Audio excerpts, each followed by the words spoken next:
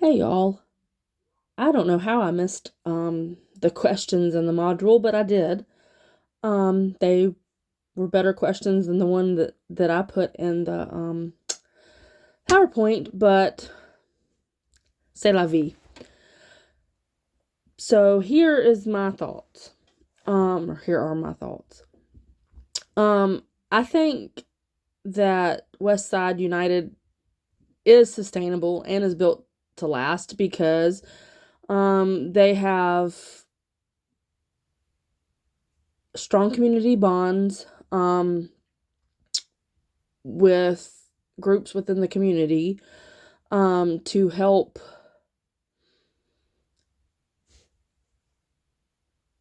what's the word I'm looking for? Share their resources and identify the needs within the community. With that being said, it seems like they're using their resources effectively to disperse them within the community. And they have built strong partnerships and collaborations with community groups in West Side Chicago. They've been good at building partnerships that are addressing the social determinants of health, but I think, like Lavernia said, that they can diversify their partnerships.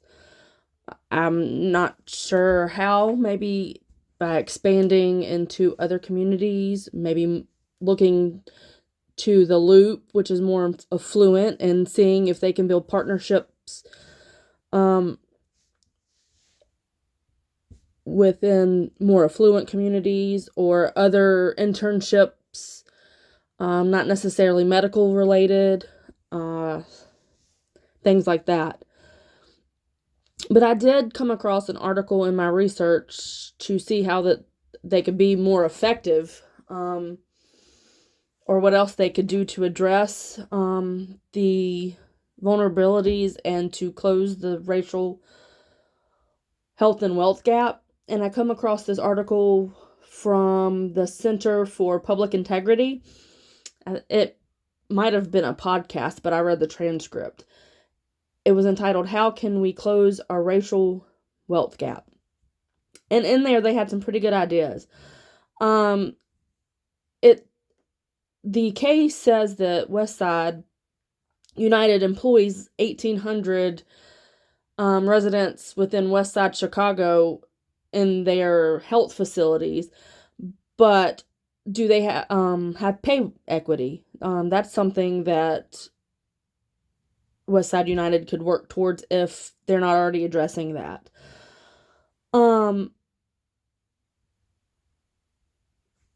They could make non-discrimination policies and laws that are already in place. They can make sure that they're enforced. Multiple studies suggest that Black job seekers get fewer callbacks than their white counterparts. So they can make sure that those that they are hiring from the West Side or any other community make sure that they're not being discriminated because of the color of their skin. A big thing is to advocate for policy change within the government, including for health care for all. They can also use asset building programs. They use resources to give residents within West Side Chicago extra income. And there was a program in Stockton, California, where they gave certain residents $500 extra each month for 2 years. And at the end of the 2 years, it was shown that the people that received the extra income were more likely to have full-time jobs. They were also less anxious and were better able to pay for an emergency if it occurred. So that's another thing that Westside could look into, how to give extra income or these asset building programs to the residents. And another idea in this article, which I think could be a great way to help close the gap, is by adding Black and Hispanic owned banks, being that the majority of the residents within West Side Chicago were Black or Hispanic. Because Black owned and Hispanic owned banks would be less likely to discriminate against their customers, because the owners would understand where the customer was coming from, and they'd be less likely to deny mortgages and loans, and they'd make it more equitable in that community. Anyway, those are just my thoughts. This video was longer than I thought, but I look forward to hearing what everybody else has to say. Have a good day.